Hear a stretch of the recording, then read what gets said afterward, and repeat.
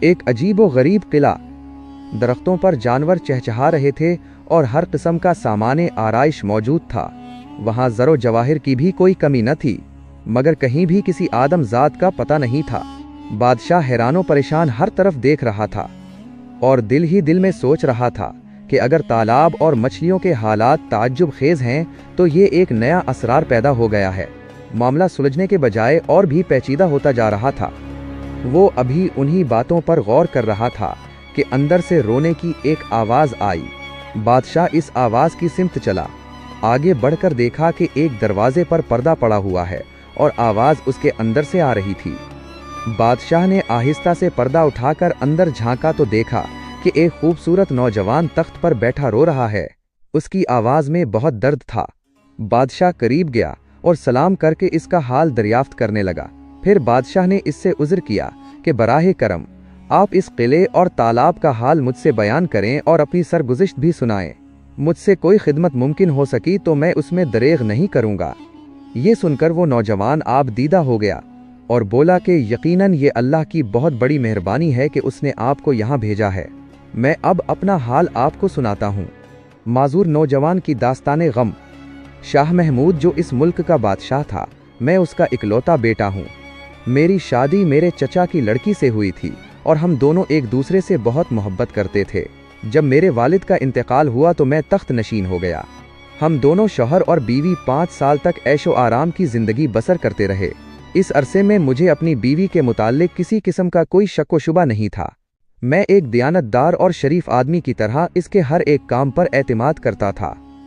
ایک روز ملکہ حمام میں گئیں۔ دوپہر کا وقت تھا۔ میں سونے کے لیے لیٹ گیا۔ 2 خواتین جو ہمیشہ ملکہ کے ساتھ رہتی تھیں وہ مجھے پنکھا کرنے لگیں۔ تھوڑی دیر بعد انہیں لگا کہ میں سو گیا ہوں، حالانکہ میں اس وقت بالکل جاگ رہا تھا۔ چنانچہ وہ دونوں آپس میں آہستہ آہستہ باتیں کرنے لگیں۔ ایک نے کہا کہ دیکھو ہمارا بادشاہ کتنا خوبصورت اور نوجوان ہے، لیکن ملکہ اس کے باوجود ایک حبشی غلام سے لگی ہوئی ہے اور اس نیک آدمی کو آج تک کوئی علم نہیں ہے۔ دوسری نے جواب دیا کہ اس بیچارے کو خبر ہو بھی کیسے سکتی ہے۔ ملکہ جب اس موئے حبشی سے ملنے جاتی ہے تو اسے بے ہوشی کی دوا پلا دیتی ہے۔ یہ سن کر میرے ہوش و حواس جاتے رہے اور دماغ سن ہو گیا۔ میں نے اس وقت مصلحتاً سونے کا بہانہ کیا۔ تھوڑی دیر بعد میری بیوی حمام سے واپس آ گئی، لیکن میں نے تحقیقات سے پہلے اس سے کچھ نہیں کہا۔ شام کو جب سونے کا وقت ہوا تو حسب معمول وہ میرے لیے شراب کا کٹورا لائی۔ میں سمجھ گیا کہ اسی طرح مجھے بے ہوش کر کے بے وقوف بنایا جاتا ہے۔ میں نے گلاس تو لے لیا، لیکن ملکہ کی آنکھ بچا کر پینے کے بجائے اسے دوسری طرف گرا دیا اور خود سونے کے لیے لیٹ گیا۔ جب ملکہ کو یقین ہو گیا کہ میں بے ہوش ہو گیا ہوں تو اس نے عریاں لباس پہنا اور باہر کی طرف چل دی۔ میں بڑی آہستگی سے بستر سے اٹھا اور اس کے پیچھے پیچھے روانہ ہو گیا۔ ملکہ یعنی میری بیوی محل سے نکل کر ایک ویران میدان میں آ گئی۔ وہاں ایک حبشی غلام جو غالباً اس کے انتظار میں ٹھہر رہا تھا موجود تھا۔ جب ملکہ وہاں پہنچی تو دونوں ایک دوسرے سے لپٹ گئے۔ پھر وہ آرام و اطمینان سے محبت کی باتیں کرنے لگے۔ میرے تن بدن میں غیرت کی آگ لگ رہی تھی۔ میں اسی جگہ ایک جھاڑی کی آڑ میں ٹھہرا رہا۔ جب وہ حبشی غلام اور ملکہ میرے قریب سے گزرے تو میں نے تلوار سے ان پر حملہ کر دیا۔ غلام میرے وار سے زخمی ہو کر گر پڑا۔ ملکہ اس اچانک وار سے پریشان ہو گئی تھی، اس لیے وہ مجھے پہچان نہ سکی۔ میں اسے وہیں چھوڑ کر محل میں واپس آیا اور اپنے بستر پر لیٹ گیا۔ تھوڑی دیر بعد ملکہ واپس آ گئی اور یہ اطمینان کر کے کہ میں سو رہا ہوں خود بھی آرام کرنے کے لیے لیٹ گئی۔ صبح کو میں حسب معمول دربار میں چلا گیا اور اپنا کاروبار سلطنت انجام دیتا رہا۔ لیکن جب میں محل میں واپس آیا تو میں نے دیکھا کہ ملکہ ماتمی لباس پہنے بیٹھی ہوئی ہے اور اداس ہے۔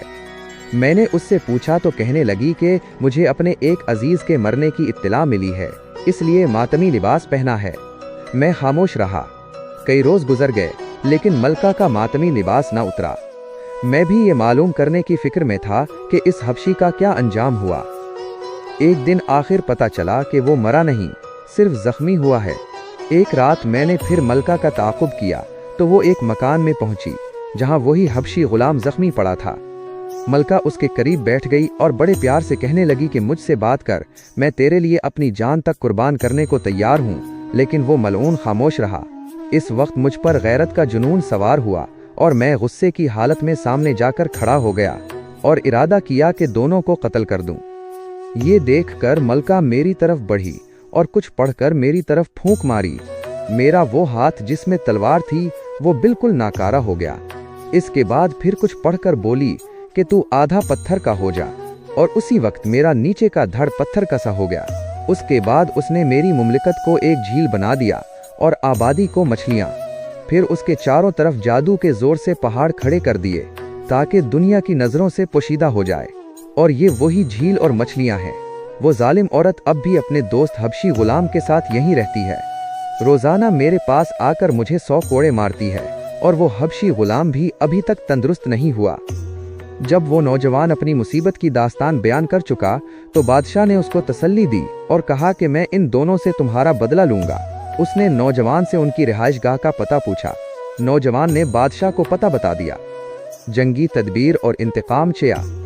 बादशाह निहायत एहतियात से इस मकान पर पहुंचा और देखा कि मलका का महबूब हबशी एक आरास्ता छुपर खट पर आराम से सो रहा है। बादशाह दबे पांव अंदर गया और हबशी पर तलवार का भरपूर वार किया और उसका किस्सा तमाम कर दिया। उसके बाद उसकी लाश दूसरे कमरे में छुपा दी और खुद कपड़ा ओढ़कर उस छुपर खट पर लेट गया। थोड़ी देर बाद वो बदकार मलका आ गई और मोहब्बत भरे अंदाज से कहने लगी कि आखिर प्यारे, तुम मुझसे क्यों नाराज हो और मुंह से क्यों नहीं बोलते? मैंने तुम्हारे इंतकाम में पूरी सल्तनत को बर्बाद कर डाला और अपने शौहर को आधा पत्थर का बना दिया, और उसने तुम पर हाथ उठाने की जो जसारत की थी उसके जुर्म में उसे अब तक रोजाना 100 कोड़े मारती हूँ।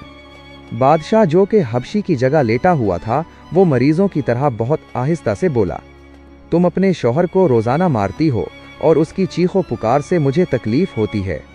मैं चाहता हूं कि तुम इसको इसकी असली हालत पर लौटा दो और उन तमाम लोगों को भी अपने सहर से निजात दे दो जो मछलियां बने हुए इस झील में हैं, और उस मुमलिकत को भी उसकी असली हालत में कर दो, क्योंकि ये सब मेरे लिए बद्दुआ करते हैं, इसलिए मेरी सेहत नहीं हो रही।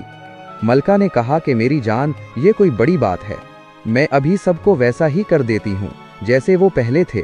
चुनाचे मलका ने सहर का तोड़ पढ़ा और हर चीज अपनी असली सूरत पर आ गई। वो नौजवान भी उस मुसीबत से रहा हो गया। ना वो झील थी, ना वो पहाड़, बल्कि एक आबाद मुल्क था। बादशाह की फौज जो इसके साथ आई थी वो खुद बखुद दूर हो गई, क्योंकि ये इलाका शहर की वजह से बादशाह के मुल्क के करीब नजर आ रहा था, वरना असल में वो काफी दूर था।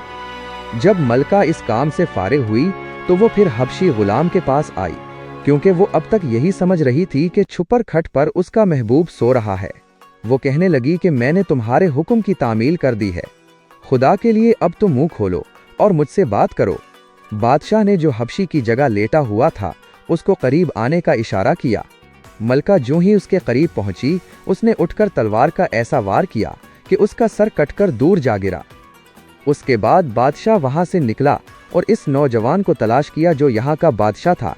फिर उसको अपने साथ लेकर दोनों मलऊनों की लाशें दिखाएं। ये देखकर शहजादा इसके कदमों में गिर पड़ा और बहुत शुक्रिया अदा किया। पूरी रियाया को जब हालात का इल्म हुआ तो सब ने खुदा का शुक्र अदा किया और बादशाह के ममनून एहसान हुए। इस काम से फारिग होकर बादशाह अपने मुल्क की तरफ रवाना हुआ और इस नौजवान शहजादे ने भी इसके साथ चलने की दरखास्त की। दोनों बादशाह दारुल हुकूमत की तरफ रवाना हुए। जब अपनी सल्तनत के करीब पहुंचे तो बादशाह ने वजीर को इत्तला दी। वहां सब परेशान थे। ये खबर सुनकर सब खुश हुए और इस्तकबाल करके अपने बादशाह को शहर में लाए। कुछ अरसा गुजरने के बाद बादशाह ने अपनी लड़की की शादी इस नौजवान शहजादे से कर दी और अपनी हुकूमत की बागडोर भी उसके सुपुर्द करके खुद बैतुल्लाह की तरफ चला गया और वहीं उनका इंतकाल हो गया। ये कहानी बयान करके शहरजाद ने अपनी बहन से कहा कि ये कहानी बगदाद के मजदूर के किस्से से ज्यादा दिलचस्प नहीं है। अगर बादशाह ने इजाजत दी तो मैं वो भी सुनाऊंगी। बादशाह को कोई और हिकायत सुनने का शौक हुआ, चुनाचे उसने इजाजत दी और हुक्म दिया कि शहरजाद को आज कत्ल न किया जाए। क्या आप बगदाद के मजदूर की कहानी सुनना पसंद करेंगे?